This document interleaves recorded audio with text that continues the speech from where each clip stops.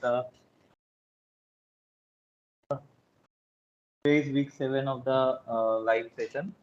So it's the course Introduction to Proteogenomics. So what we have seen till now is that the genomics data, generation of genomics data, how the basic steps of the analysis as well as the proteomics data sets. But we all know that the concept that the if we for analyzing the data or for understanding the data, first thing is that we need samples. Second thing is that then you need to generate the data, and that data generation is not so much cost friendly, or it's not, you cannot do it on uh, regular of regular, you can do it regularly in your anywhere in your home, or in any lab or something, because you need the specialized training, specialized things for the sample preparation, and then only you can go and finally do the experiment and then try to analyze the data. There are but the problem is that these data are huge, so we will let us go and discuss it details. So how, what is the problem and the challenges and as well as opportunities associated with this kind of data is that, so these data are huge in number, means huge in size, and having contains a lot of information. So whenever a publication is done, so only on a certain aspect of that, a group of study or a researcher performs the study and then try to find out the result and try to publish that. But there remains a huge chunk of opportunities to reanalyze those data, to analyze on your own way, to understand it.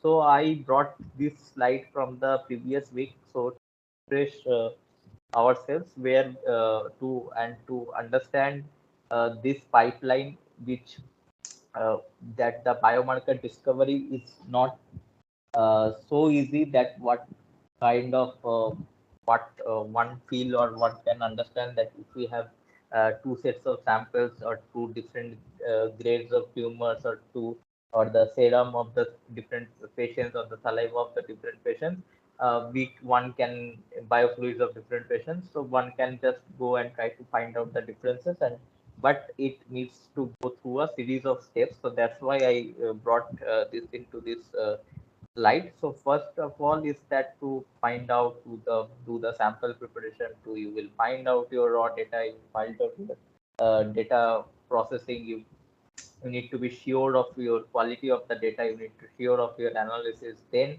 you need to perform a targeted based validation, then you need to test out those markers in a different cohort of samples, in a larger scale of samples, and then only you can find out.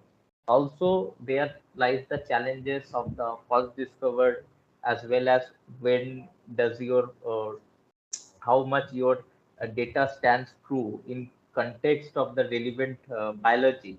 That is again important. So here these two things are quite important. So we have discussed regarding that validation of those proteins.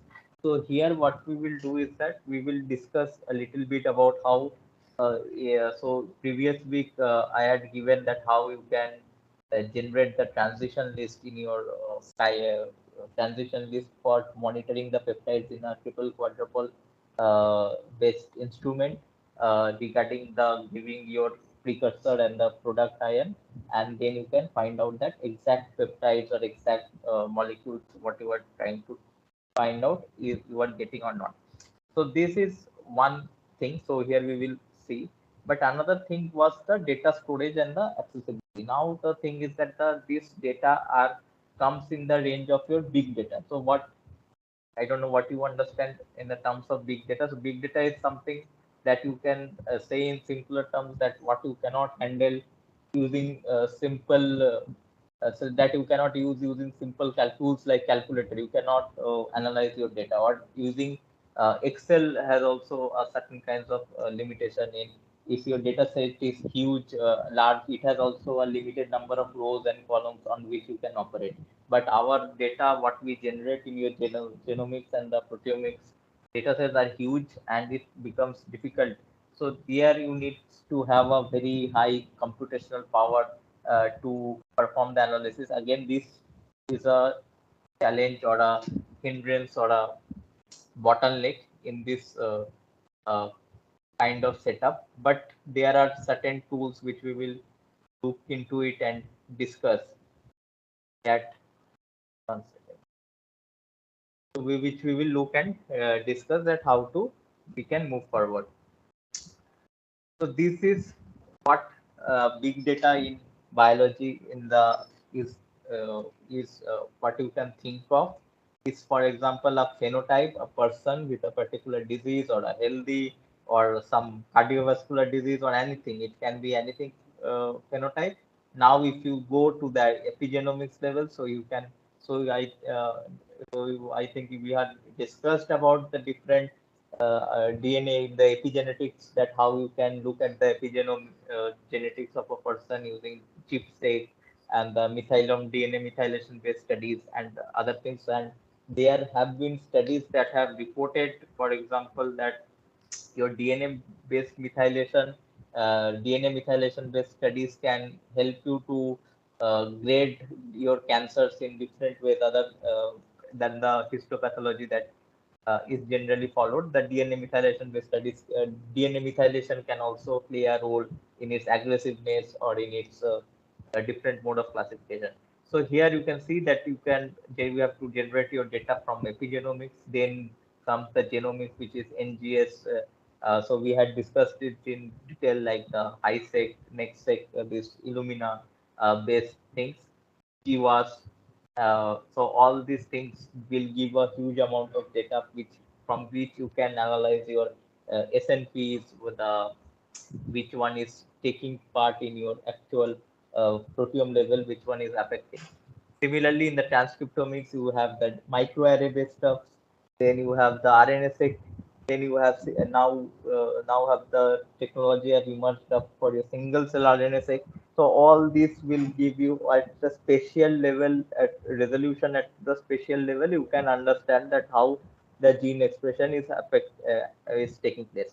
Then you have the proteomics. So what we are discussing, we have the shotgun proteomics, you have the DDA based proteomics, you have the DIA based proteomics. You can do the fractionation and then perform the proteomics. Then you have the level free quantification, level based quantification, and a lot. Also, you can study your phosphorylation, phosphoproteomics, glycoproteomics, uh, and many more, all the post-translational modifications. So everything you can perform. But all these generates a huge amount of data that you need to analyze, that you need to store, that you need to access it.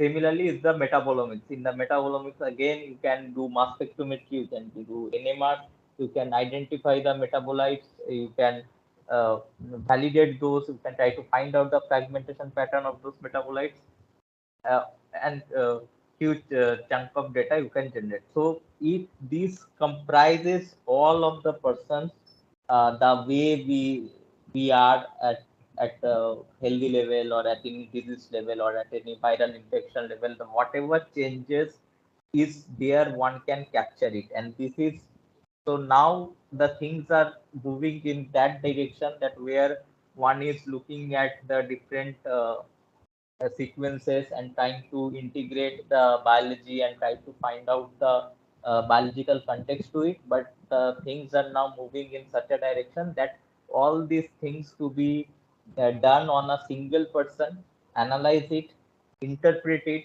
and then give the medicine against any particular disease, any viral infection or any kind of infectious disease or any kind of cardiovascular disease or any kind of cancer. So this is emerging as the concept of your personalized medicine or the precision medicine. So now the challenge is, for the advancement needs to be go in that space where you have this data from a single person, try to analyze and interpret, generate the data in a very small amount of time in a low cost. So all these things needs to be kept in mind, then analyze it and then interpret it and then perform. So all these things together performed on the same person at the same time will provide you the actual thing, actual status, that how a person, what is the uh, difficulty or what is the problem at the molecular level, at the resolution, and also you can perform the today's single cell transcriptomics and the single cell proteomics can also give you the localization of the cells just at the spatial level things.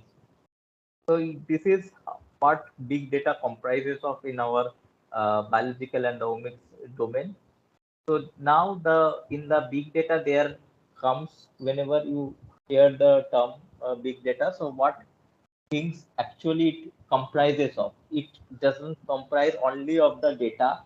Data is one thing that is generated. So this also requires the collection, that after you have generated the data, so you will be collecting it, you will be storing it. So one needs to store this amount of data, then only you can perform the other analysis and research analysis, the volume, then you will need to visualize the data. So if your data is just you are keeping it in an kind of format, like the your in a for the alignment you are keeping in a BAM format, or for the proteomics data if you are keeping in MZML format or any PPIN format, and if you are not able to visualize or understand, then it is of no use. So you need to have a proper visualization of your data as well. So this part is quite important for better interpretation and for better accessibility for different users. Then you have a different cloud technologies, so that uh, which you can use for your data to be stored and analyzed, and the network. So another important thing is that the data sharing. So if we just generate our data and we just store it and we do not share it, then the problem what it would be is that we won't be able to one won't be benefited. The research community, the scientific community won't be so much benefited without you are having a particular network of your data. So now we have the big data. What is in our omics is that we have the genomics, transcriptomics. That's what we discussed right now. That we need to have different data sets. Like we have different data sets like your genomics, then transcriptomics, then proteomics, then metabolomics. Now it is a huge complex information. So now you can understand, you can have DNA methylation data, you have a DNA microarray based data, you have a transcriptomics data, you have RNA-seq data, you have a single cell RNA-seq data, you have proteomics data, single cell proteomics data, and so many things. So now what you can do is that you need to analyze those individually, then store it, then make it accessible, then all this comprises in the big data, and all these uh, are your perfect example of big data and the challenges associated with it, because generally what happens is that the features, the number of samples remain huge in different kinds of data sets, but the number of features remain less. But in biology, there are huge number of features. So, for example, if you take a RNA-seq data or a transcriptomics data or a microarray data set, so you will get around 20,000 genes. If in a proteomics, regularly one can get around 5,000, 6,000 proteins, and the sample size would be maximum 100, 200, not more than that. So the dimension of the matrix becomes 200 into 6,000. Similarly, for the metabolomics, you can get 30,000, 11, 10,000, 15,000 from a biofluid metabolites. So now how to incorporate and understand all those things. Okay, so here you can see that all those things so comes under data analytics, like your not only our biomedical research and personal health and the data analytics, uh, but all among all the things, like so generally data analysis people think of like this air traffic, weather, climate, GPS, security, automation, cell phone, real-time traffic, financial markets and services. So all this goes through the process of the data analytics. But here we are keen in understanding our biomedical research and the personal health, which is quite important to understand. And also, if you think and if you try to uh, see the time when thing happened, during the time or before the time of the COVID pandemic, if you just remember that people were randomly screened in different government airports, in the airports and different where, so that to find out. But that is a very, if you now you will appreciate that it is a way, but it is a very primitive way to try to control any kind of outbreaks, disease outbreaks. This is because that the reaction, when there are certain fault in that particular data that is being acquired. For example, I hope you all know that there were cases being reported every day that there is false positive, there is false negative. The RT-PCR is then the rapid test. This is not so much effective. This is effective. This is because that this test had some problem in the way that the viruses mutate very rapidly. The genomic sequence for the PCR sequence that you are recording, that might get mutated in one person, and it might, you might not get the signal. But if you analyze the person who is showing symptoms, and if you can identify a particular post response protein which comes whenever a viral infection occurs, then you can always say that whether the virus has mutated or not, this person is affected. So you need to have a kind of a wholesome picture. Then all these problems and all these detection difficulties, all the false positive, all these false negative can be recovered, as well as the persons in a view of controlling this kind of epidemics or this thing in future. One can try to screen people in different seasons, that how whenever this local influenza or outbreaks like this happen, how a person responds, and how this which diseases or which microorganisms are causing the immune system to get down. So all these things can lead you to uh, beforehand understanding, as well as, of course, there is always the things that are going like the prediction, that whether whenever a person has in the family history of cancer, that whether a person is going to develop cancer or not, the particular genes being affected or not, and whether a particular, in fact, a protein is getting altered or not, so that can be predicted. So all these things come under your uh, the biomedical research and the big data what we get. So we have those individual patient or the healthy person. So only now, only on certain biochemical tests. So whenever if you or anyone you know visits a clinician, so they will assign you some certain biochemical tests which are certain parameters, but do not give the wholesome picture. That you will also agree that it doesn't give you the wholesome picture of how the a person is at that particular level, and just adds helps in understanding certain clinical parameters, that on the basis which a person is being treated. So here you can see that the individual patient, then you can predictive model the disease, diagnosis, therapies, and you can perform the diagnosis and the treatment. So now the question is that, as I said, that if you want suddenly that tomorrow morning you will start doing genomics, proteomics, first of all, you cannot acquire the samples. For that, you need a proper ethical approval. Then, secondly, you cannot buy every instrument in the world to perform all those experiments. Those are all costly and also required specialized training. So you need to learn and understand and have some practice, that how to process the samples for genomics data, how to process samples for microarray data, how to process samples for proteomics data. So all this takes a different learning. But what you can do is that, so you can, so already you know now that there are groups across the world who are doing, who are experts in one of those fields and are generating data every day. So they are just generating data and putting it into your repositories. So now you, as a curious person, and after going through the proteogenomic things, and if you feel that okay, so now uh, let us try to interpret in a different way.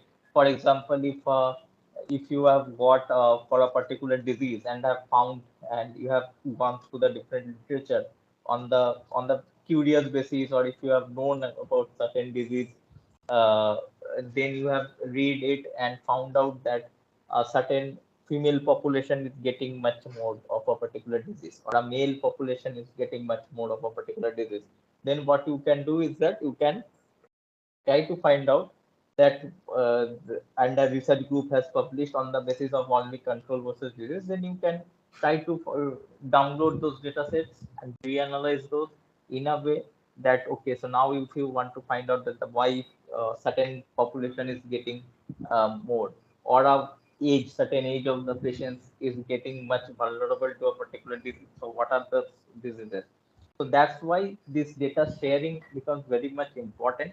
And so now if you go to omics DI and try to find out which contains all those data sets for your transcriptomics, multiomics, proteomics, genomics, metabolomics, so you can find out, you can see just the number of the data sets that are available. So whatever being your interest, or you want to study, or you want to know, you can go and easily download, and then you can easily try to identify and understand the diseases. So now this is one.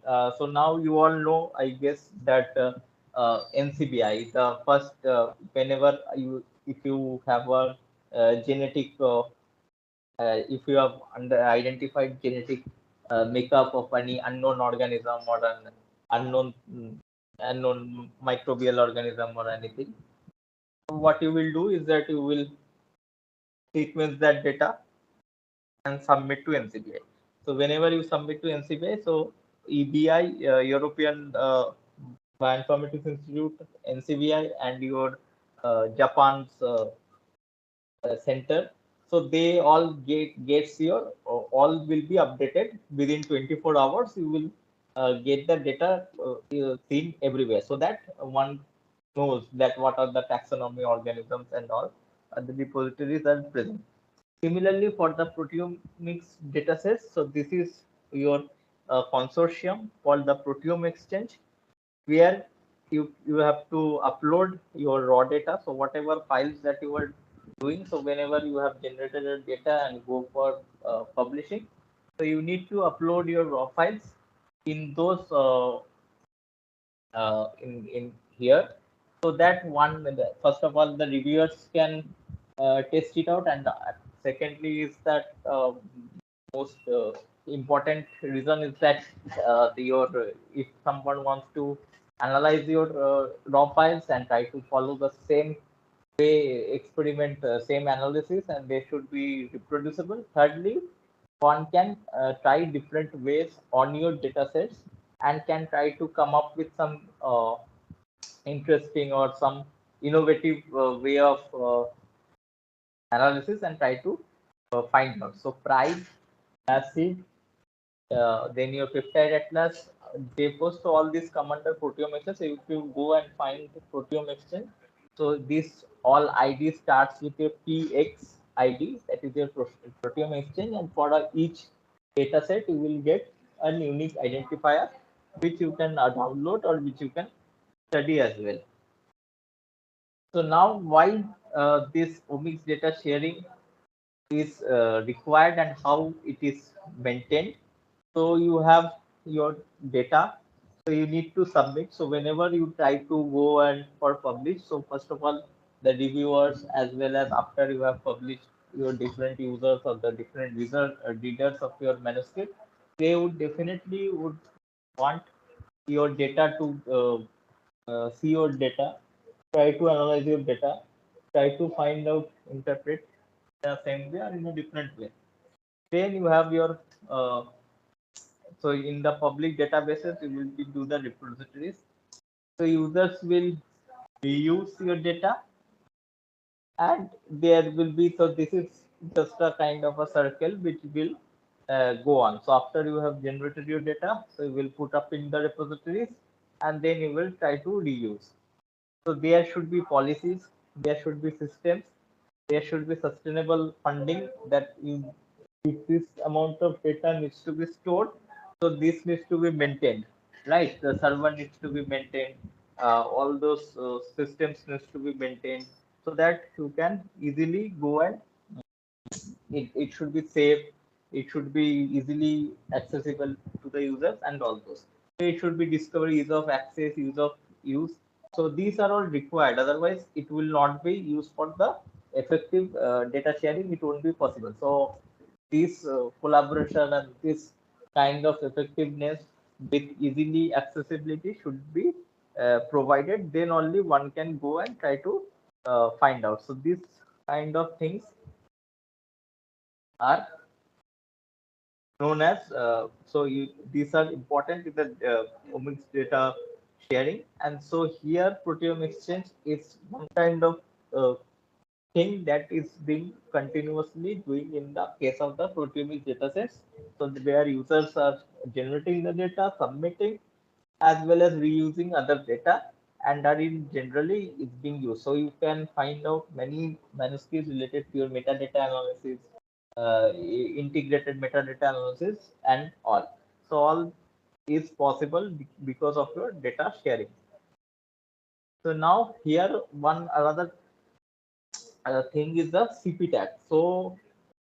Since we are doing proteogenomics course, so this came, so National Institute of Health firstly came with TCGA, the Cancer Genome Atlas, which was done to find out the genome effects of the genomic alterations for different cancers.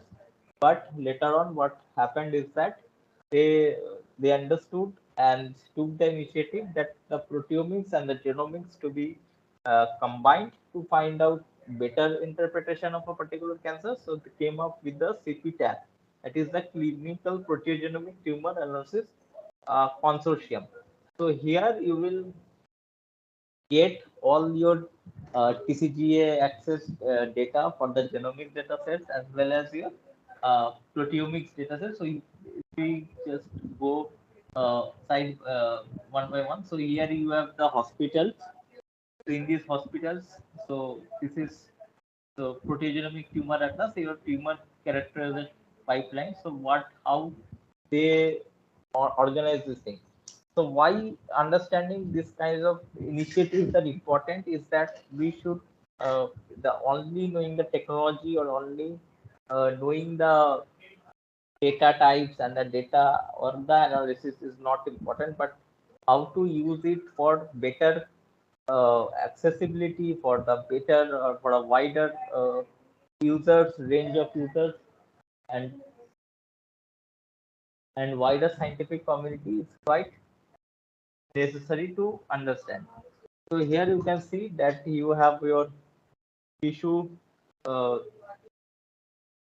source sites. Okay. Then you have your tissue samples and your clinical data. Then you have the biospecimen code source. Then what you are doing is that you are doing the protein DNA and RNA analysis. Okay, so this is what we all know. Then you have your proteome characterization centers and the DNA RNA characterization partnership with TCGA. So as I mentioned that the first initiative was your TCGA to understand the genome, and then they soon realized that it would be better that if the both proteome and the genome would be clubbed together, could be understood together. So that's why it's a proteogenomics becomes important from the very first day that we are stressing upon. Secondly, you can, I have also given example on your first week, if you all remember. Otherwise, you can always visit and see that there is series of papers that have CPTAC has released for different cancers and have helped to a great extent in understanding the different molecular variations, biological landscape, pathways, immunological landscapes, novel biomarker strategies, novel immunotherapy strategies. There are multiple such papers which you can go and search and find for different tumors. Like your glioblastoma, you have for colorectal cancer, carcinoma, you have endometrial cancer, etc. etc. So now what you have done is that your proteome characterization centers and the DNA and RNA characterization with your partnership with your TCGA. Then is your primary genomic and uh, proteomic data, clinical pathology, metadata. So again, clinical information is quite important for you to understand. So if you don't have the clinical metadata information, you cannot proceed. If you want to, if you cannot understand that what age, clinical age, what was their levels, then the genders, etc., etc. What was the study type, and then cannot go for further analysis. Then primary informed genomic and the proteomic data. So then you need a huge server system for storing, analyzing. So this is your CPTAC for data coordinating center. So one is your proteogenomic data analysis center, and then one is your proteogenomic translational research centers. So this is your protected public data. So this research community can get hugely benefited from this. So and uniform genomic data analysis. So there are different portals on which you can get the analyzed results, and also one I think we had discussed in the previous week is the Morpheus, through which you can go and try to visualize your data sets from this type of analysis and study. So one of the core mission is to share. So I'll just let us go to the CPTAC portal once. So then you will become much more clear.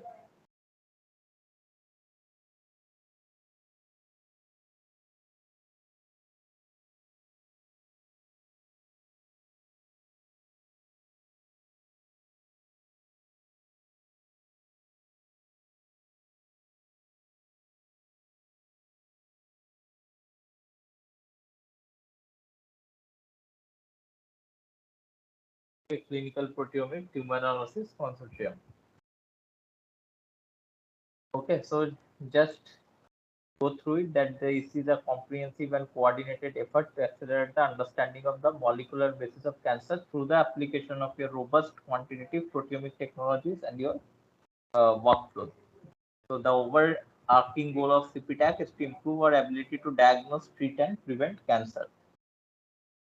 The NCI launched CPTAC to systematically identify proteins from alterations in cancer genome. So this is quite important, and it also stresses on why we are studying proteogenomics, that it helps us to systematically identify proteins that derive from alterations in the cancer genomes and their related biological and it provides their data with the protocols to the public. So now what CPTAC contains? So CPTAC contains your genomic data commons with the genomic data from a total of 150 plus cancer patients with a diverse disease type, including your, as I was mentioning, endometrial, renal, lung adenocarcinoma, squamous carcinoma, colon, ovarian, head and neck, pancreatic cancer. Harmonized DNA sequences, whole genome sequencing, whole exome sequencing, RNA sequencing. So it is also in the GTC data portal. Okay, so this is the CPTAC data, proteomic data in CPTAC, in GTC, CPTAC proteomic data in PDC. Okay, this is your proteomic and your associated genomic data. So for a particular disease, you can go and find the genomic data.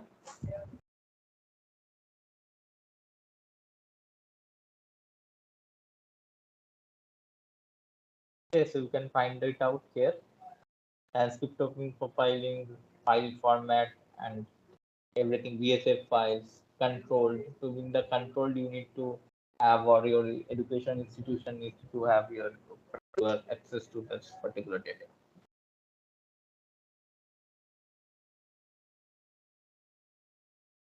Now, so now we'll go to the data portal.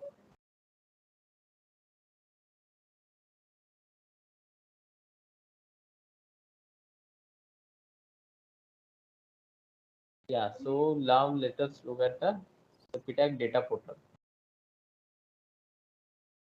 So here they have said that is to share and reuse proteogenomic data and image data with biomedical research community, as it is vital to accelerating scientific discovery and its clinical translation to patient care.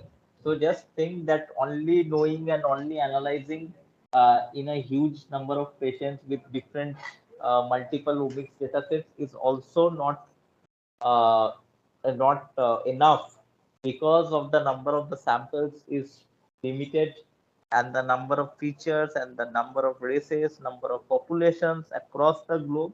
So it is quite important to have these two, provide your data, provide your access to the data to the scientific discovery, and provide its clinical, take bring out your clinical translation aspects and your values, the uh, patient care.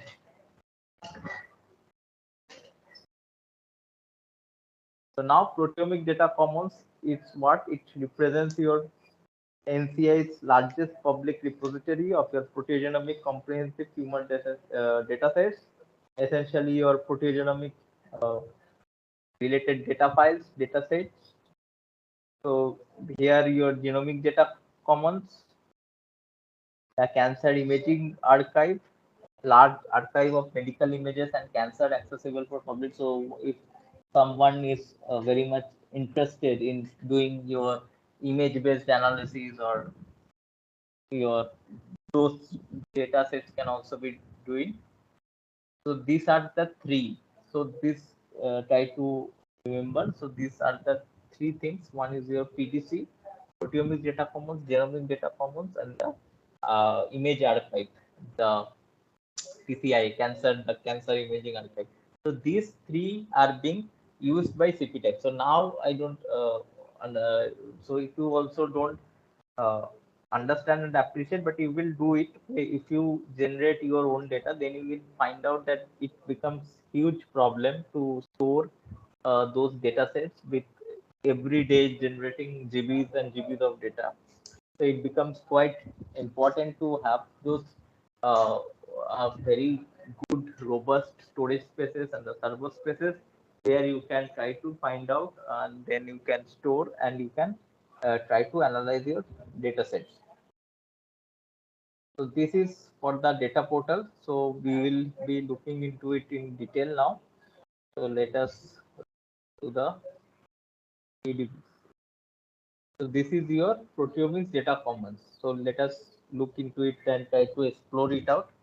So here you can see that it is your NCI's proteomic data commons. So you have 137 studies. So just see the data volume, 37 TB for 137 studies. So if you try to perform 1,000 studies, so where you will keep the data, where you will understand the data, where you will analyze the data. These are very big initiatives, and I am sure that among all these diseases, if you are interested in any of these particular disease, so without generating any data, with certain concepts that we have discussed for your genomics and the proteomics, you can design your studies with the different data sets and try to find out that if you're finding anything relevant or not. And then whenever you are getting time, or whenever you are getting an opportunity, you can validate those in other cohort of samples, and you can take it forward at the clinical translation level. So that is the sole initiative, that is the sole purpose of this, all these common repositories and the data storages and those servers, which one can with wider use by different researchers and community, scientific community across the globe. So how many files are here? 118747. Then you have more than 657 million spectra, more than 1 million peptides, and 16,574 proteins. So among the 20,000 proteins, you have those 60,574 proteins. So you can, here there is an options. For example, so submit your data. So request data submission. So if you go to how to submit the data, you can go. So there are videos as well. So if you want to go and submit your data in PDC, so you can do that. Program name. So if you cannot do it before without having a certain program name. So now whatever uh, cancers or whatever you are interested in. So, for example, if you are interested in go to lung adenocarcinoma. Okay, so let us now explore. So you can see that acetylome, glycoproteome, as I was mentioning. So these are all huge things what you can study. So if you go for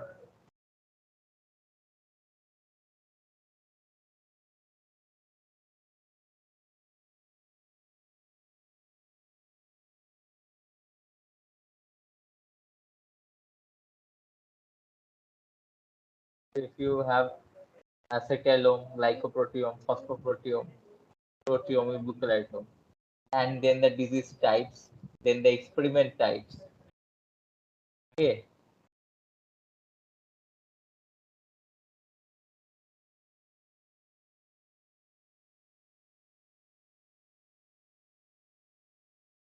so here you can get all. If you do a filter, then it will show only for the particular disease. So you have iTrack 4-plex, label free, TMT 10-plex, TMT 11-plex.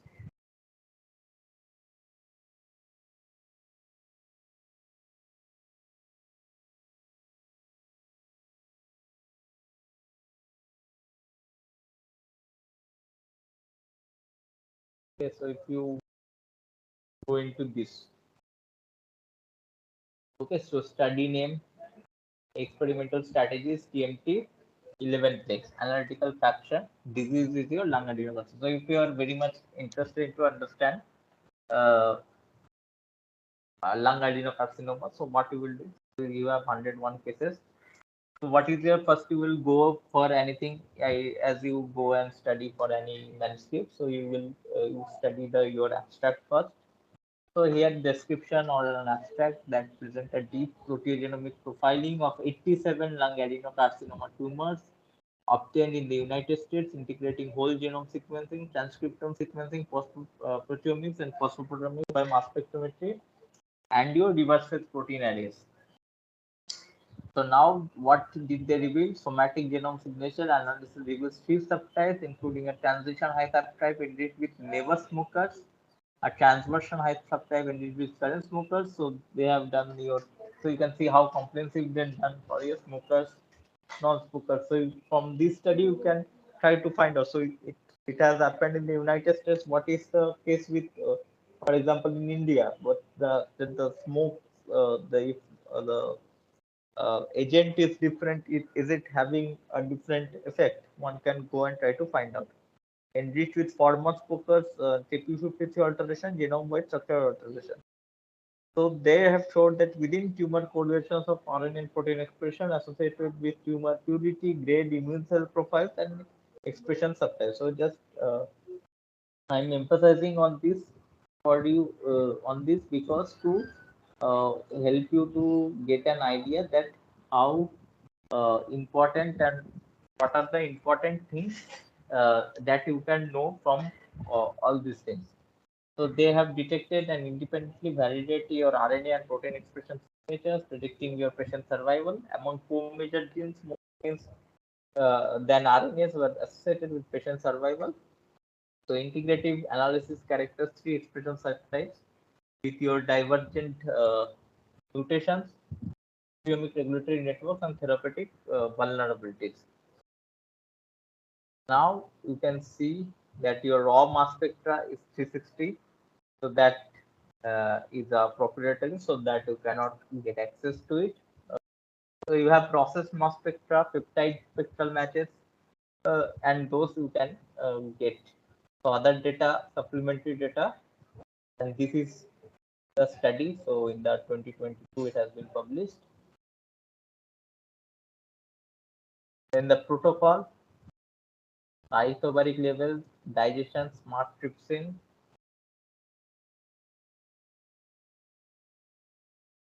Third, the clinical data, male, race, morphology, primary diagnosis, everything, which can export in CSV or TSV format as well. Then you have the specimens, aliquot sample case, sample type, primary site, disease type.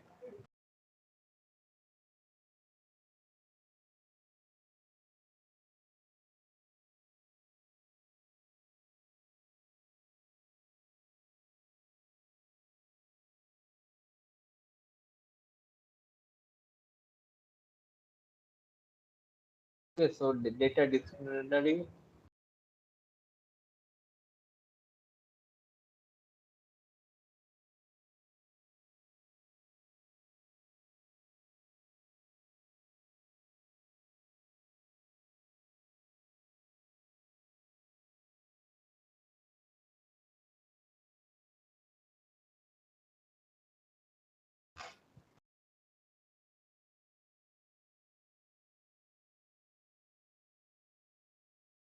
Yes.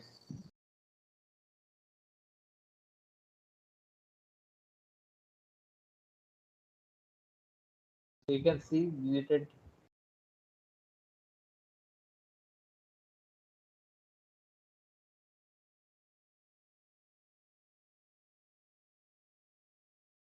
Okay.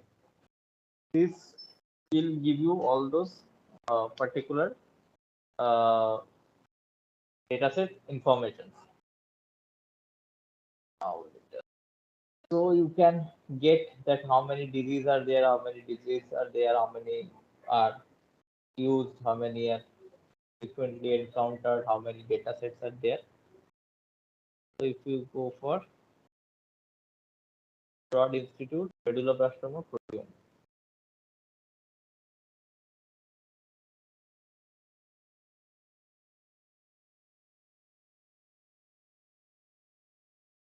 so it is provided in your MZML formats.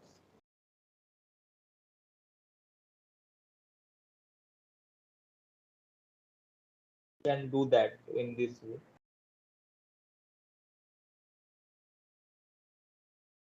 So how to get the download? So in here you can find out the link to find out that how you can download your PDC data.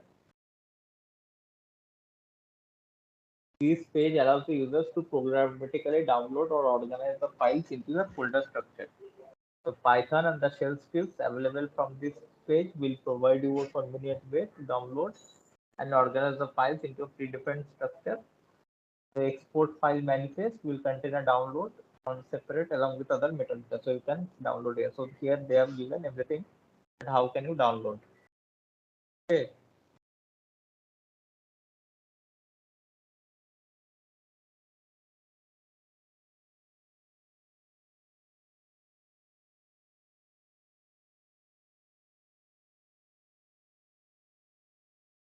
So you can save this and find out that.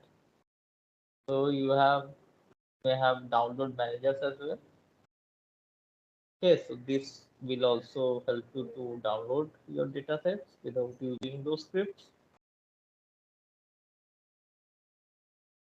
So all those PDC data will start from your PDC ID. So like the Proteomics data state starts from your PXD. It will come from the Proteomic data formats.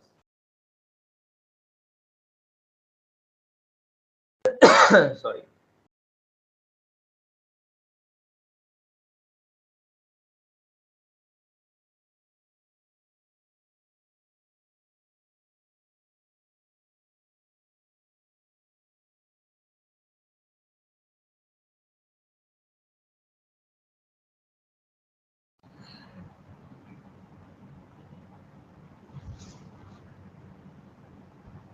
It will come. It should have some of your data user agreement.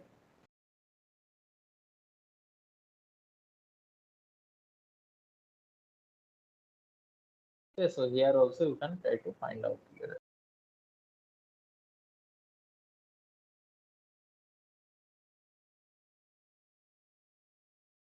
If you want to let us get that also.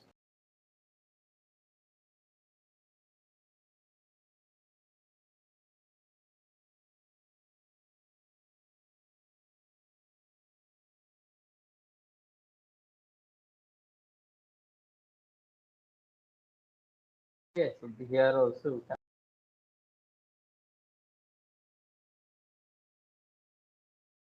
go and find. So submit data access datasets, especially for different clinicians and all who have some certain idea about radiological images, as well as some uh, computer science students or someone who wants to perform your image-based analysis can go and perform these things.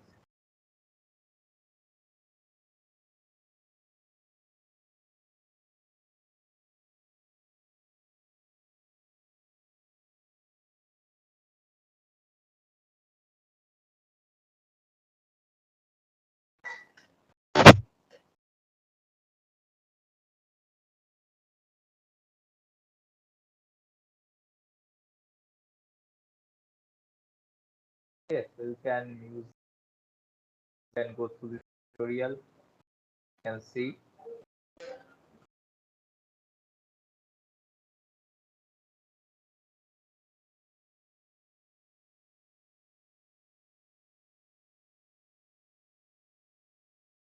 Okay, so you can do all these things to find out.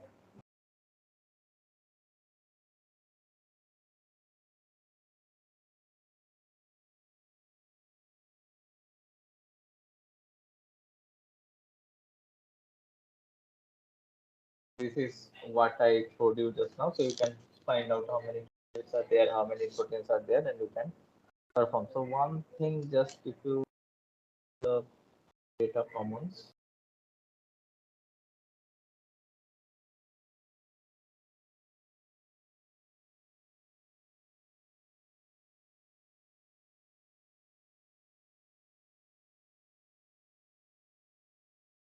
Okay, so here you can find out. So this is what we had discussed in detail regarding your hierarchical clustering. So all these concepts we need to now try to use it in the different studies and try to use it in your own studies as well for your better understanding of it. So now you can see that the log to ratio of all the peptides, all the unshared peptides, so you can find out. So available for PDC particular things, you can see rows or columns contains match any such term, so you can do uh, finding out.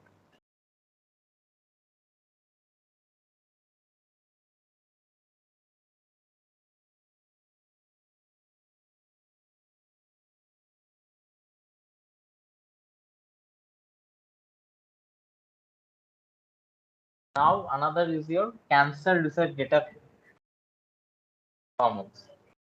So now,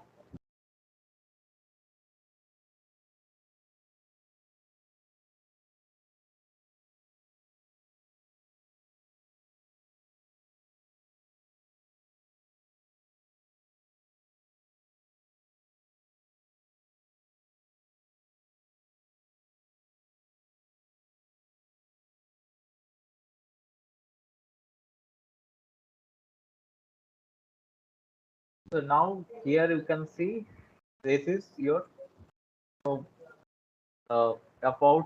So they have again performed like your proteomics data commons, your genomic data commons. So they have also done your NCI cancer research data commons, so that you can share cloud data that connect data sets with analytics tools, share, integrate, analyze, and visualize to drive scientific story.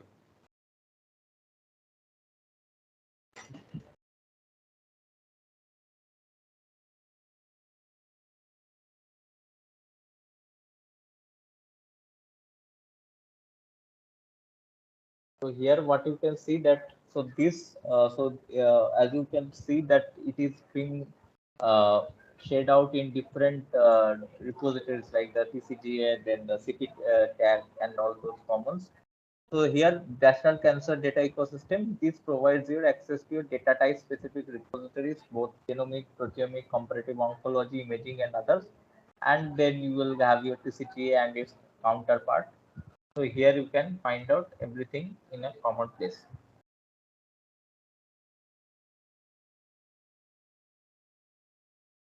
So you have your say analysis, visualization.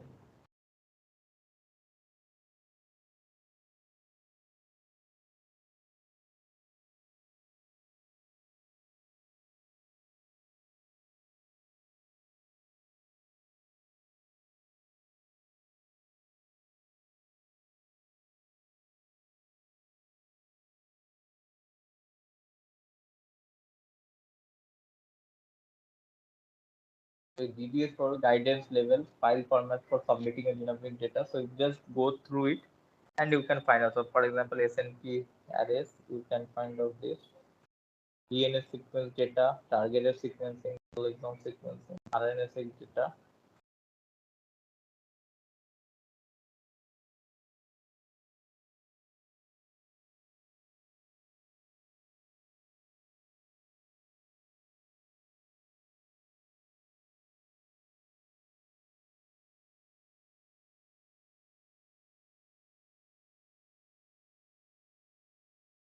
Then your bisulfite sequencing data. So all these things you can find out. How if we so all this you if for you to explore, you can go and explore it in a more detailed manner. So here all these are the data commons that you can explore. Cancer data service, clinical trial data commons, genomic data commons, imaging data commons, proteomic data commons. So now this was about your different genomic data, proteomics data, raw data.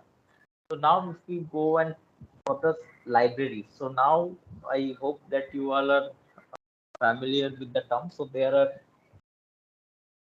ways. So the if you just recall it, if you don't recall it, go back to the previous sessions or the previous uh, this live session. So where we have discussed in detail that how a proteomics data is generated or is understood. So I'll just repeat it once again.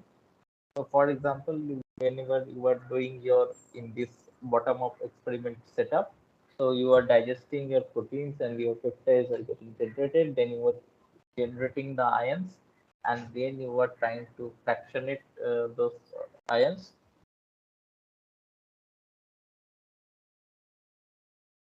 So you will fractionate your those ions and then try to uh, find out uh, those your ions in the detector. So now the spectral library for that M by Z ratios are getting generated after going through your different mass analyzers in the detector. So you are recording those mass analyzers. Sorry, your M by Zs. Now you need to identify that these are coming from which particular peptide followed by which particular protein, and then you are trying to will be trying to find out, right? So now there are certain things. So now this can be done in both your data dependent acquisition mode or your data independent acquisition mode, like your when you are trying to detect the top precursors, top abundant precursors after one level of filtration or through the all the range of n by 2 values.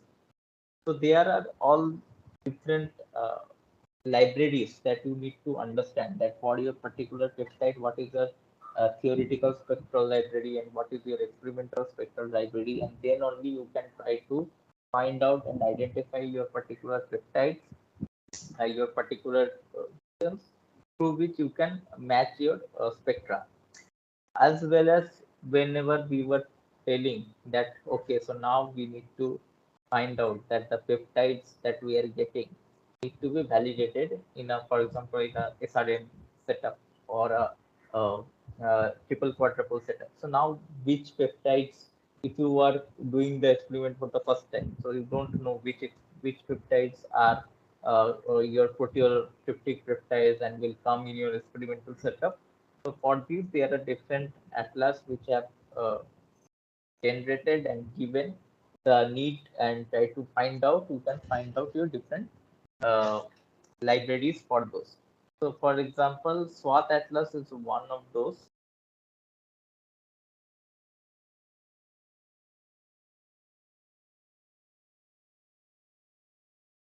So it is for your DIA or SWAT experiments, which deposits your published experimental high-quality spectral assay libraries and explore the results of this uploaded your datasets. So what does it does? So if you are trying to find out your datasets, so now what you will find out is that how you can make you can generate and you can identify your spectral libraries. So how you can so you need to increase your coverage or you need to increase the identification of your particular peptides or the proteins in your sample. So you can generate a library.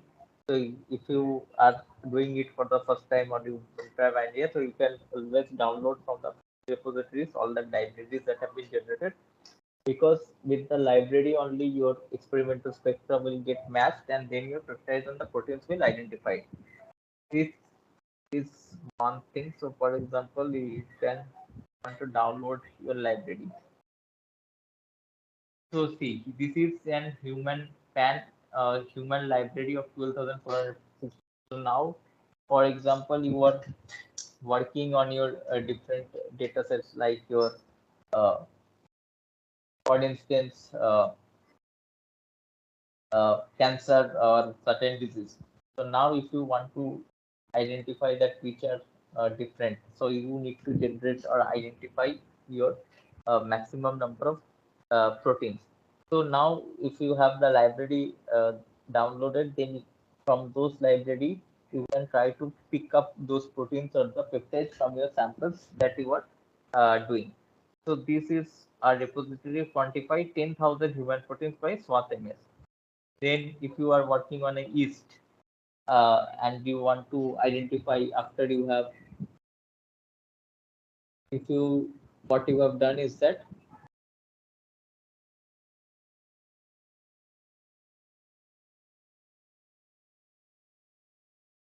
if you are trying to find out certain mutated body in a different condition or in a stress condition, how it is behaving at the proteome level changes. So you can try to find the and download those. Then human HLA subtypes, M tuberculosis proteins.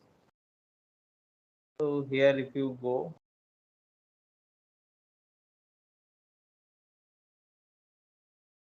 okay, so this is digital mapping of, so this is in the Proteome Exchange portal. So what I showed, so you can find out that it is presenting a novel based mass spectrometry with high throughput workflow, source computation data sources for HLA associated peptides, HLA allele specific peptide libraries.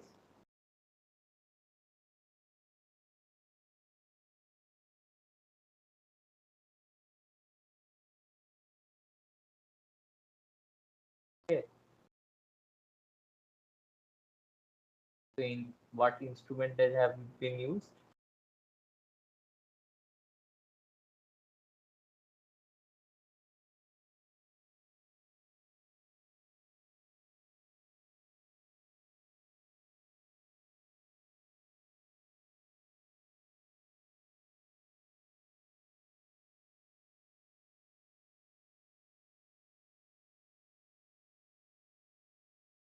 With this, you can see, right? The .wif format, you can download your datasets. So here you can see the download option. So you can go one by one. You can actually batch download with the Swift. You can batch download your datasets, and then you will get your library. This way, it helps when rat Sartori cells. All these things are there. Now you can, for example, if you are doing in a DIA mode or in the DDA mode, your search engines, what do they do is that you provide your in the search engines. So the basic difference in your these two kinds of analysis is the identification of the proteins, is that whenever you are doing it in your DDA mode, so the search engine, you are providing the protein sequence or the faster sequence of the, for example, human database or yeast database or a bacterial database. So it will generate your peptides. wherever the trypsin occurs, and then it will generate your theoretical spectra, and then we try to match with the experimental spectra, and what the spectra scores are there, it will provide you the identify LP and the protein. But here, if you want to identify in your DI mode, and if you want to identify that which scans enzyme by these ranges, and sorry, what are those peptides? So, with the help of the library, what it will do is that it will try to match with your particular data set. So now, so I'll just again, so you all are a little bit confused. So here where we are, so here we are in these two stage only. With you have firstly you will do the global scale. Firstly, you will do the sample preparation and you will perform the proteomics experiments, or you will try to download and analyze your data storages. But ultimately, you would need for certain things for validation. Then only you can propose that okay, this particular protein is getting differentially regulated or differentially uh, is having some differential expression. So all these things can be possible only when you are trying to find out those particular proteins or particular things. So now you will generate your data. So now you have also some theoretical data sets, and you have some identified proteins and identified peptides, and have already done those spectral library. So now, if you want to, so, and if you are doing it by your DDA mode, or you are from the SWAT Atlas or from other source of libraries, you have generated your libraries and now identified your peptides and identified your proteins that are getting uh, differentially regulated. So now you would need to uh, do first thing is to validation. So for the validation, so in the previous session, we have discussed in detail the SRM and the MRM mode and the nature methods, that how it was conferred that it was without antibody based approaches, using high throughput and high reproducible way, we can perform the SRM or the PRM based experiments, and that would help to validate our particular proteins on the basis of a certain mass spec configurations through which the particular product ions and your daughter ions are monitored, and that will give you the identification of the high confidence. So there also you need to generate from your library, from your data sets, so which will show you that the MS2 level, that your data peptides are getting matched with your with how much confidence that peptides are coming, the spectra that is being generated in your experimental level are matching with your theoretical level. So now what we are doing is that if you have identified, for example, 10 proteins, but if you are unsure how which peptides, so if you have, for example, you have around 100 proteins that have come as upregulated and 115 proteins. So for an example, take this into account, that you have 110 proteins as a positively upregulated for your interest of study, and 115 of downregulated. So now I hope, I am hopeful that you all have are aware, because we had discussed in detail that how many transitions you can monitor in an SRM experiment or an MRM experiment. So it is, we are saying that it is in a high throughput manner, and it is much more robust, and it is much more means faster than your antibody based methods, where you need to have your identified proteins, then you need to go and try to check out and identify those antibodies, try to generate those antibodies, then you like to perform Western blot or ELISA or all those kinds of sorts of activities. But here, using targeted proteomics based approaches, it is quite robust. It can happen in quite a faster way. So these all are, surely you can uh,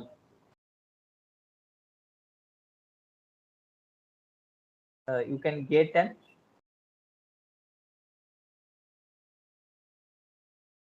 understand and identify.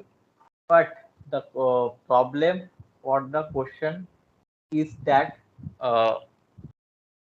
if you are uh, but the problem and the question is that, but if you are such a huge amount of list of the proteins, that 100 so 100 proteins upregulated, 120 proteins downregulated.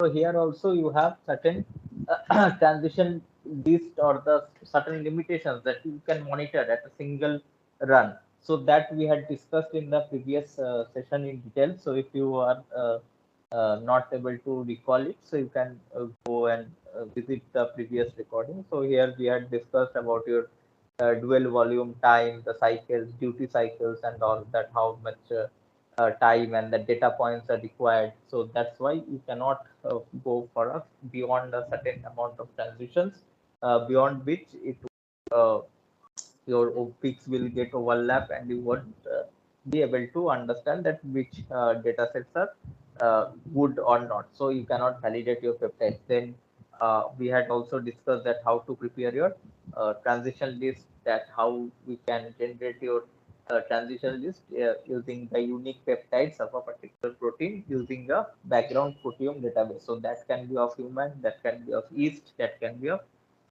anything. So now, if you have this certain kinds of list of those particular proteins, a huge amount of list of proteins, which you cannot validate, you cannot validate is a wrong term. You can, but it will require a huge amount of sample. Firstly, secondly, a huge amount of instrument time, huge amount of reagents associated with it. So all these things will hampered your study, as well as the thing is that it's not necessary that your data sets, your this thing will come accordingly. All the peptides will come in your data sets, and also the thing that is there is that there are already studies that have tried to find out those peptides and have been reported that which are coming good in which kind of instrument. There comes into the play the role of your SRM atlas.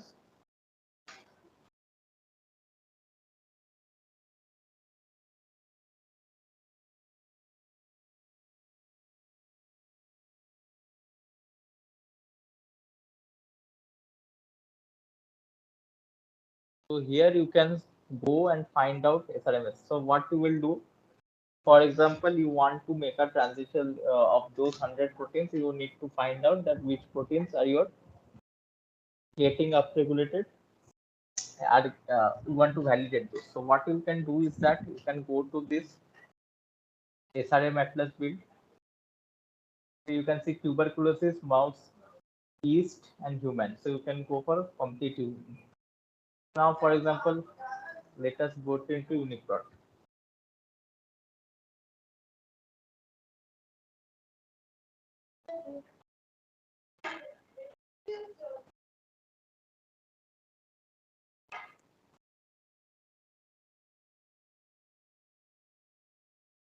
Okay, so if you, so this is a protein.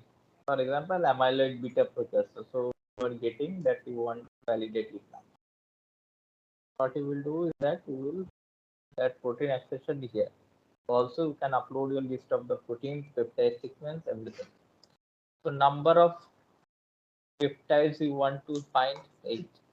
So now we had again discussed that what is your Q-top, triple quadruple, Q-trap, TSQ. So if you go for TSQ, the TSQ what is a uh, thermoscientific make triple quadruple. So Agilent triple quadruple. So these all are your triple quadruple based uh, mass analyzers or mass spectrometers, which will filter your data. So now you want to find out. So if you give number of peptides that you want to monitor for each protein, 8. Such proteins from your Swiss prot.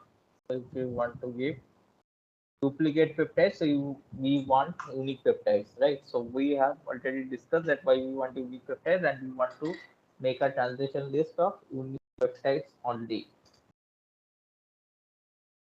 Then label transition. So if you have light and heavy chains, so if you want to go for absolute quantification or something like that, if you have both light and heavy labeled peptide spiking, then it's a different issue. Otherwise, if you can keep it default.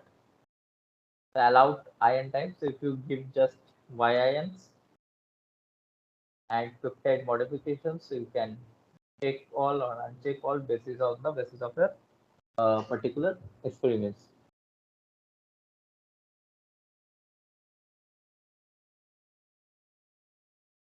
Okay, then for query.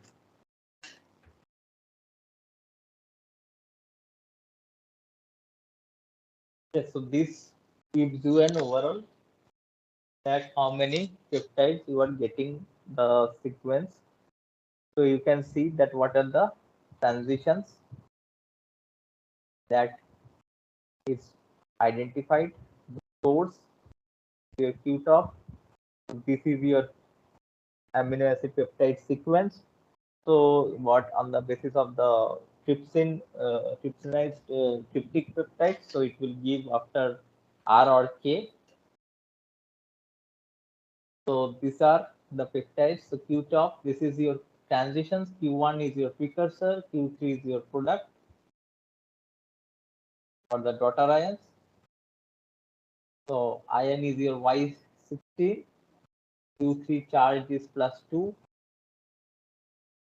Then in which instruments it has come. So you can see that in triple quadruple it is not reported the spectra. So if you are performing or trying to perform your experiments in a triple quadruple based setup, then you would definitely not like to take this peptide that is not been reported uh, till date for triple quadruple experiments.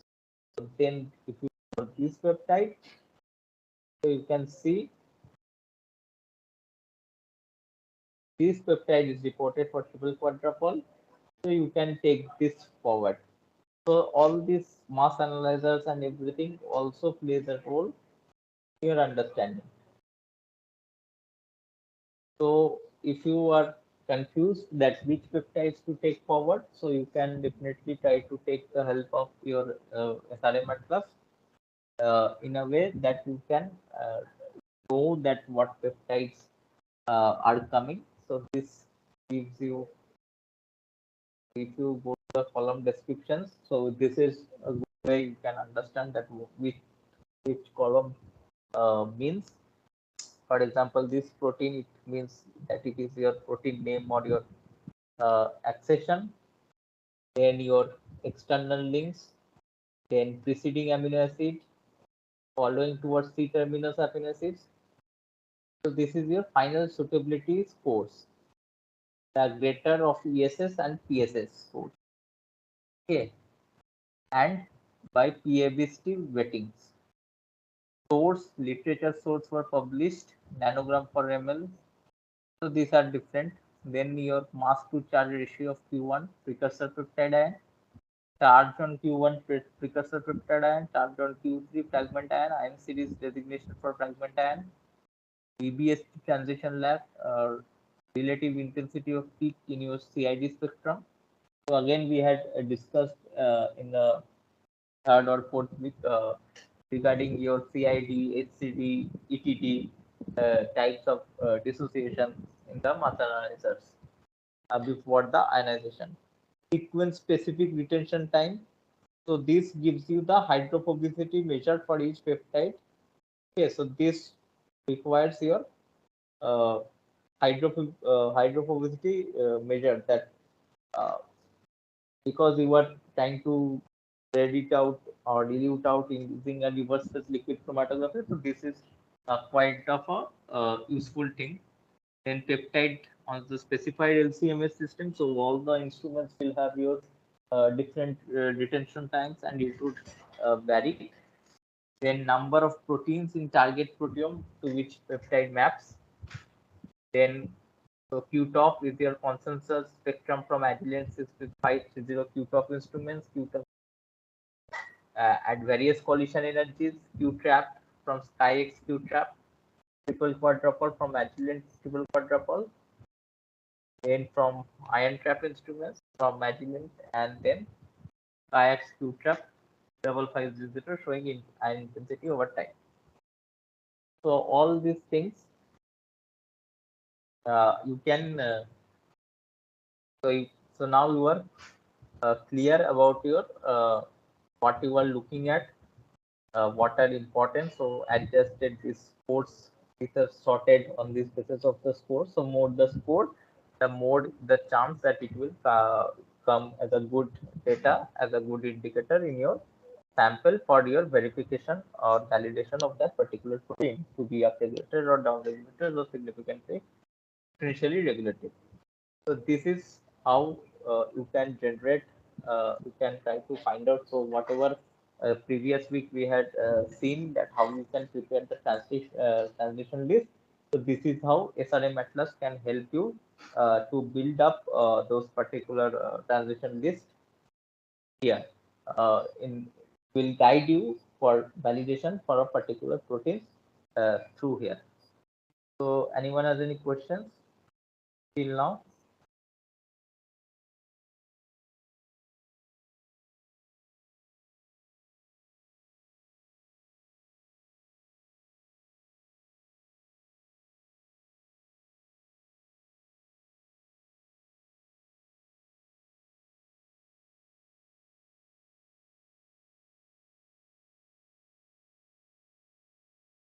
All right.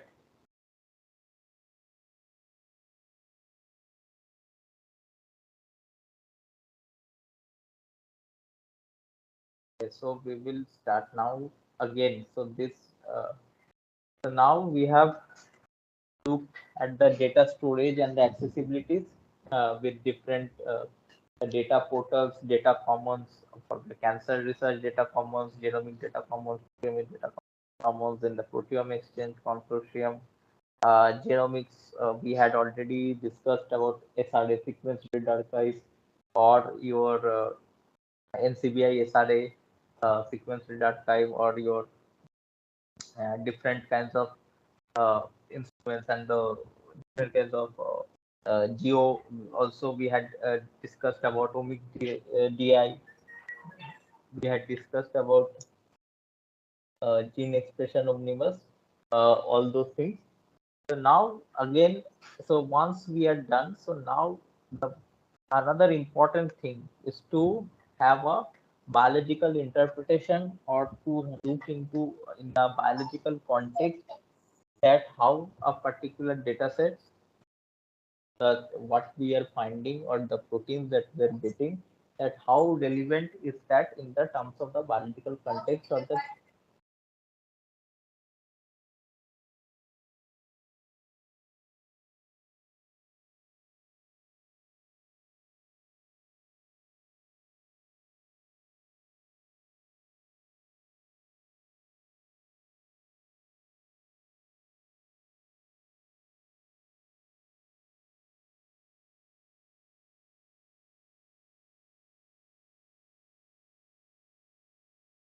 what data sets we are trying to find it out. Now, we if we look in, so now after you have got your protein hits, you have done the your data storage from the there, you have tried to find out your that whether your data set is other way around, if you have downloaded your data sets and trying to validate, or if you have found out something and then trying to correlate with the given data sets in your particular this storages. So then what you can do is that you can definitely try to find it try to find it out. Okay, so this is fine. Now, what is the thing is that to have a biological context or a biological interpretation. So how do you do that? How do you understand the pathway analysis? So now there are different proteins and the metabolites that have been mapped to particular uh, pathways in the different data storages and the different tools. So using various tools and those data sets from the data sets using various tools and software, you can try to identify the pathway. So today we will be looking into more using in two different pathway tools. One is your web-based, is your what is called as reactome. From where you can try to find out with the heats of the proteins and the list of the proteins, the different biological databases, the biological data sets that you are getting, and another heat you with another which will be the gene set enrichment analysis. So gene set enrichment analysis is from the Broad Institute. So how they does to the expression, and also I will show that how the data comes in our data set if we try to perform. Okay. So here I'll show firstly I'll show the gene set enrichment analysis, and then I will show all the things that how from a file of a data after primary analysis, how you can go for secondary analysis, and from there you can choose the list of the proteins, and then can try to find out, also include that in the SRM atlas I want more, and then try to find out that if you can do the reactome based pathway analysis. So first I'll show you some.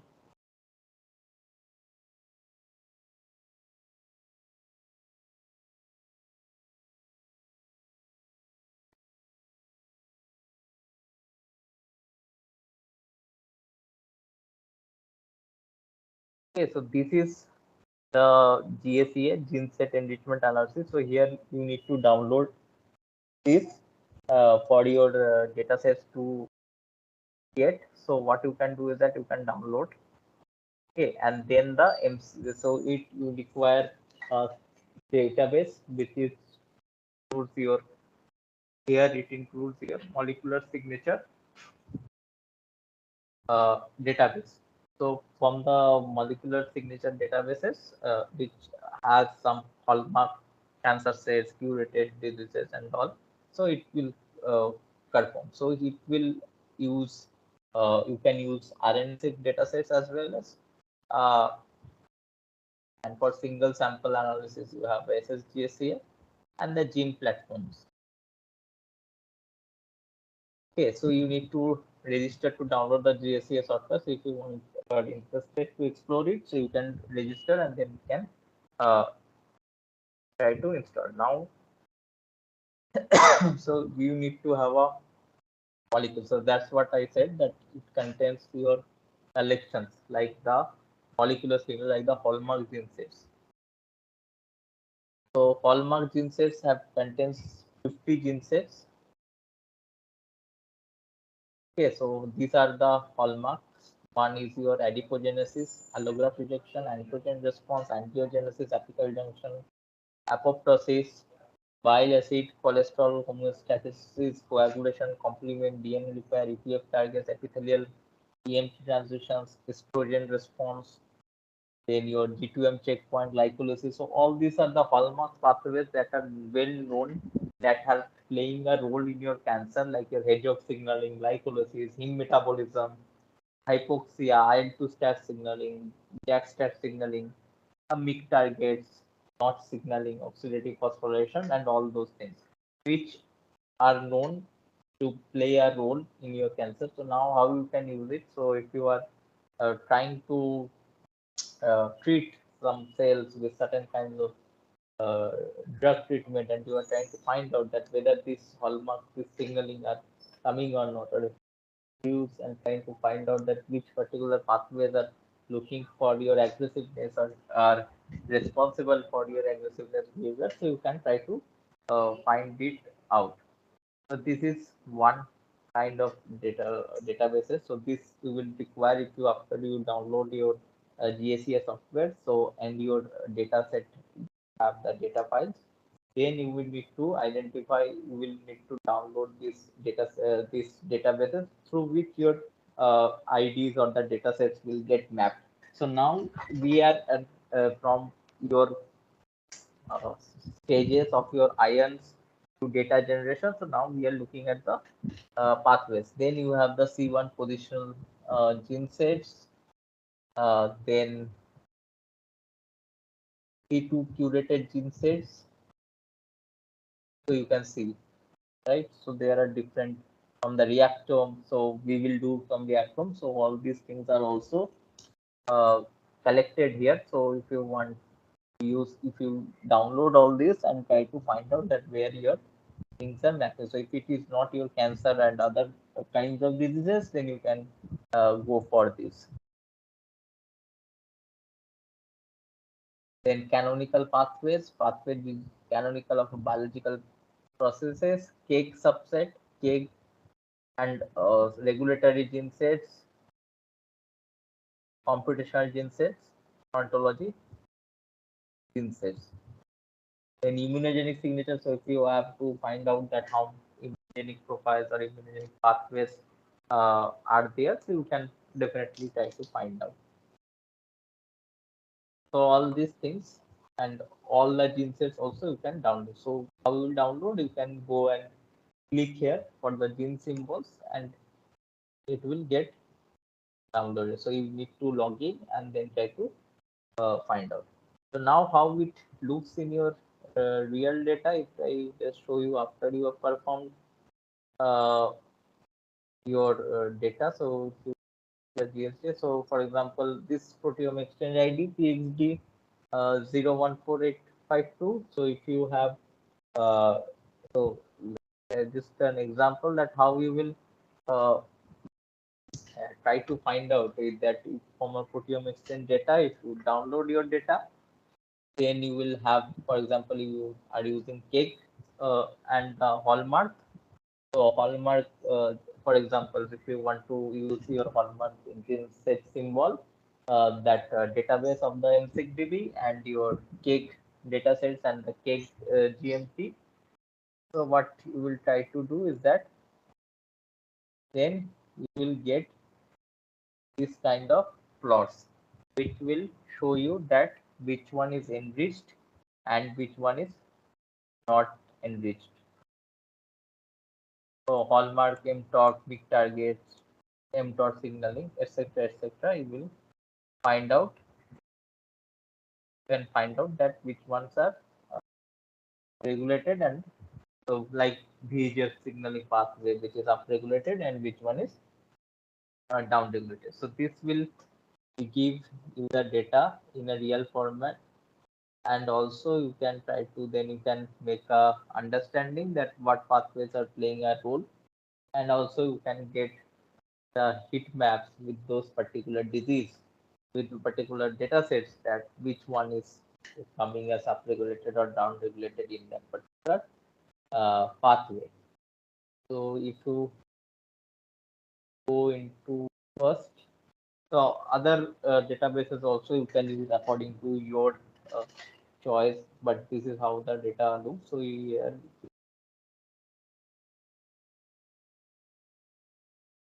so here you can see that the molecular profile data, the gene set database, that's the enriched sets.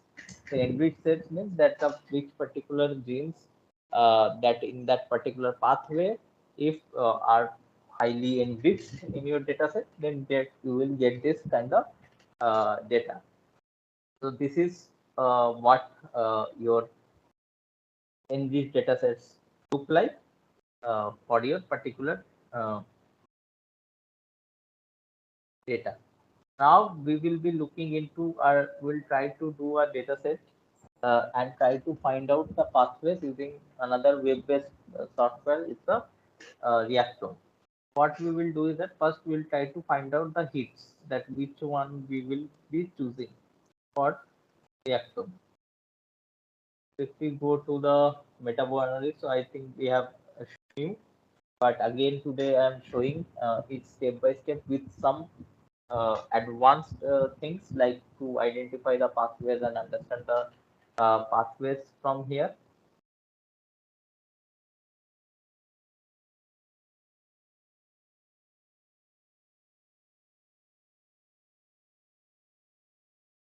Firstly, we will be uploading our data.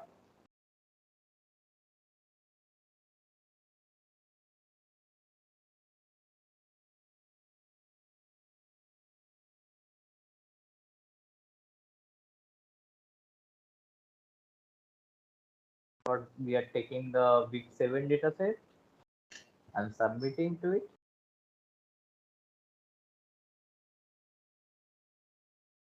Okay, so there are missing values. So how many missing values have been detected? We'll just include the missing values. I am again showing the step today with more advanced version so that you can now make a sense of it. So whatever we have done, we have identified the data. So now we have the intensity levels in the data set. So if you just forward that how our uh, file looks,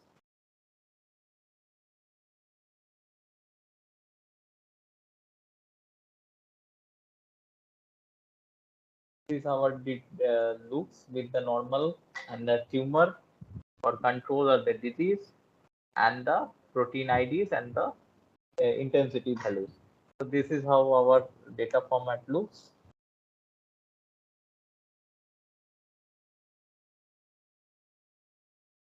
We'll proceed. Median normalization. So we had again discussed these things in detail, that why you need to do the median normalization, because you want to remove the technical biasness or artifacts, and what kind of normalization to be used and not. So we have already discussed all these things in detail.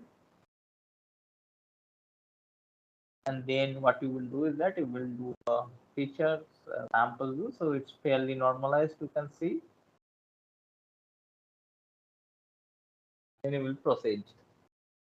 So here what we will do here is that just we will go the volcano plot.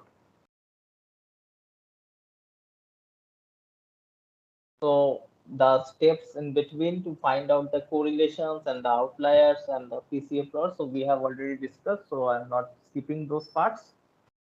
Now you can keep your fold change threshold accordingly. You can put PNC and put 0.05 FDR and your unequal, and then submit. So this is coming a much amount of string chain with relapsing some criteria. You can get around 86 proteins as an down-regulated and 144 proteins as an up-regulated.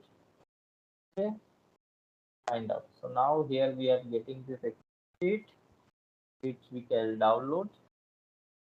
So you have got the volcano fast proteins. So which are both log to fold change fast as well as your p-value fast or the t-test fast. Okay, so now what you can do is that, so now we will do a pathway analysis. So what we have got, fold change, log to fold change, raw p-value, and the adjusted p-values. So now what we will do is that we will just sort our data.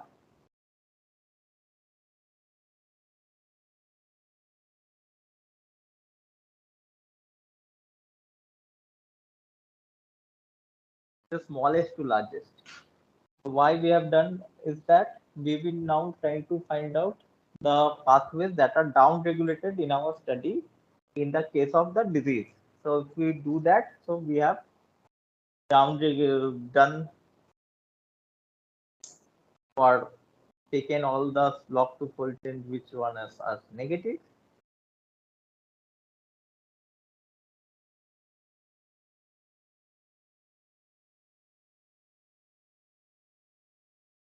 Okay, we are just copying it.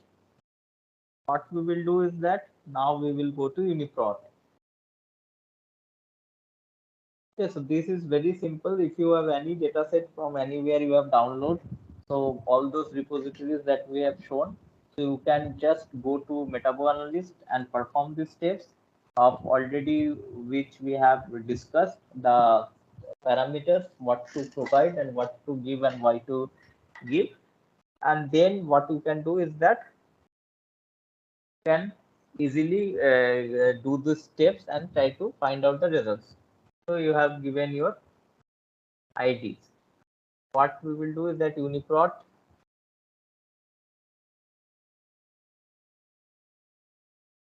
where we want,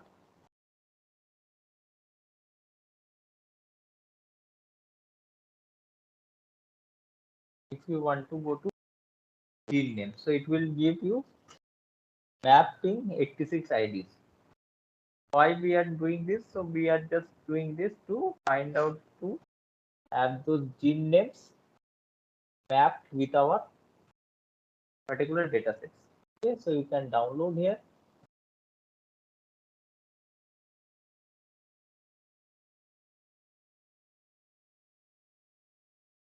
And just download the results. Then what we will do is that,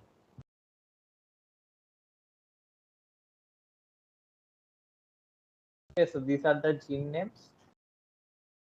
So just you need to copy paste.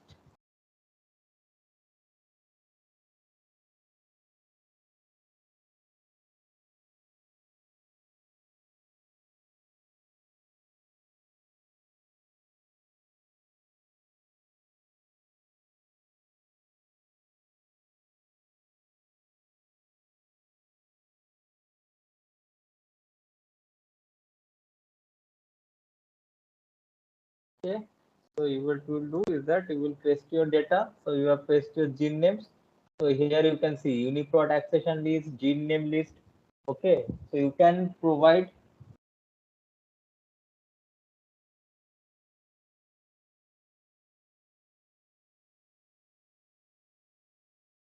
Okay, so you have UniProt accession list. You have your gene name list. So you can give either or. So I'm giving the gene name list.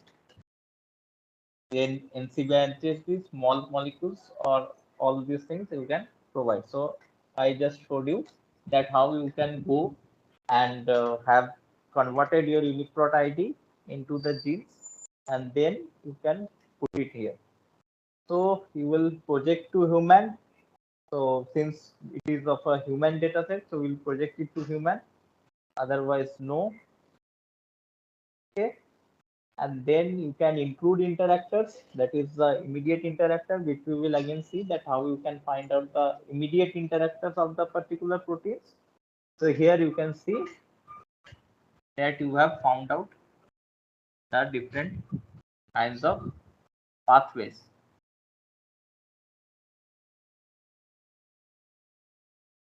So if you the results,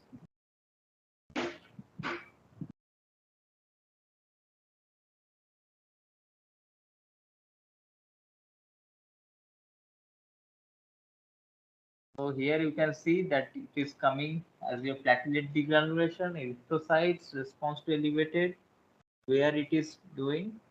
So you can go for download.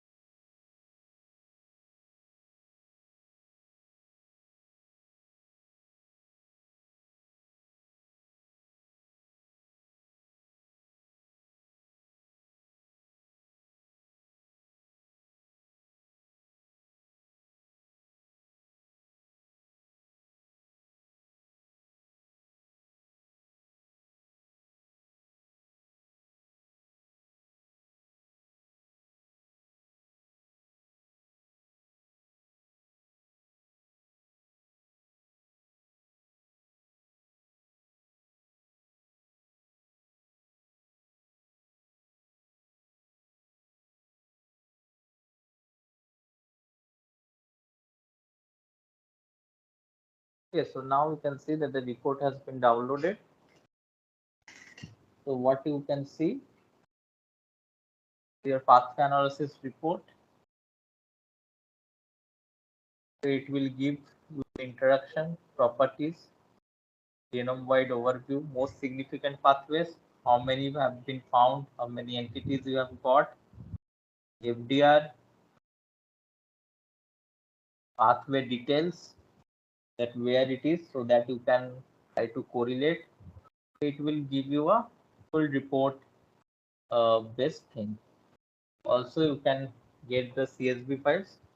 So here you can see that the pathway ID, pathway name, number of entities found, entities total, interactors found, entities ratio, entity p-value, etc. mapped entities, which are the proteins. So this is for a particular set of down-regulated proteins that you can do.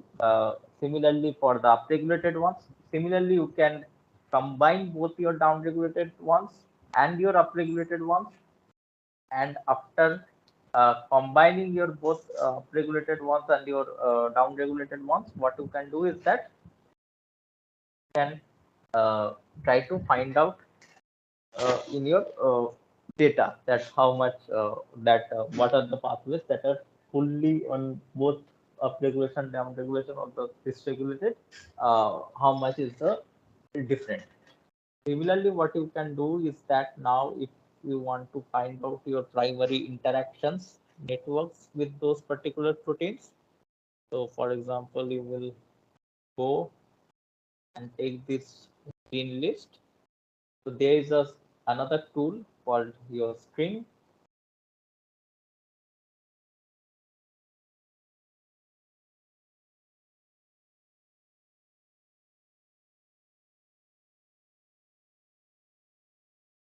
Okay,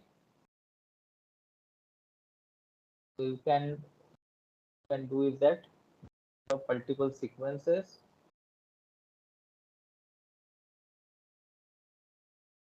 and give your data. Okay,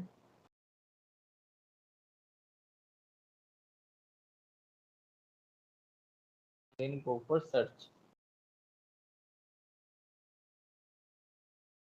Okay, so this is given your mapping. So now you are okay with it. You will continue. Okay, so now here are some of the options that you can choose.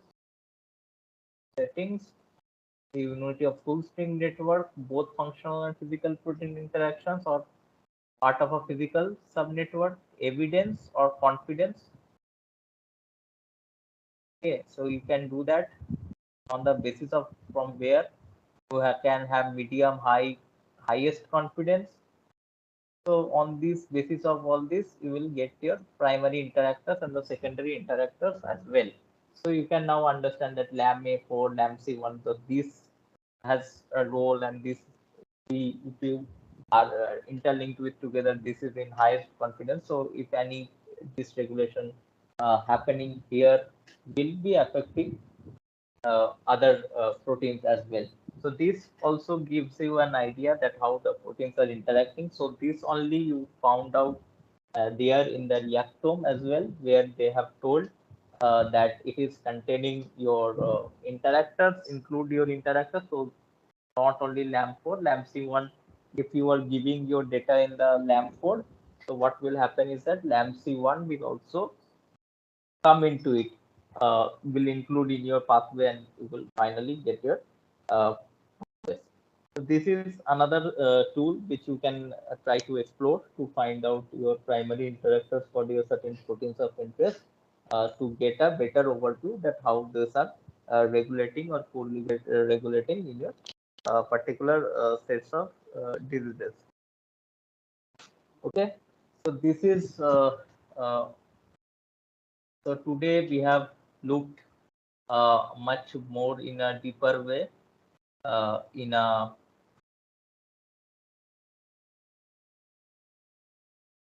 loop. So we have looked into much bit deeper way in data storages. What are the different data storages and the data portals that are available and where you can find out. Then you have the validation. You can have the different atlas, and sudden atlas can help you in identifying the proteins or the peptides to choose forward for designing your studies for those atlas and before initial optimization. Whereas then the genes or the dysregulated proteins you can take forward for the data analysis and your pathway based analysis using reactome or gene set enrichment analysis. So also for RNA-seq data or microarray data, can perform the gene set and enrichment analysis with putting up in your chip that which chip your microdata is performing. So you can try to find out. So you can have your literature search, you have the different data commons, you can curate your studies, you can identify your studies, and then you can also test it out and on your own data set, create your library, identify those proteins, peptides, have your island validated, and then perform the pathway analysis. So, and the big data, the need for big data analysis, and how it is helping. Yeah, so I think so. This is all for this week's session. So, if you have any questions or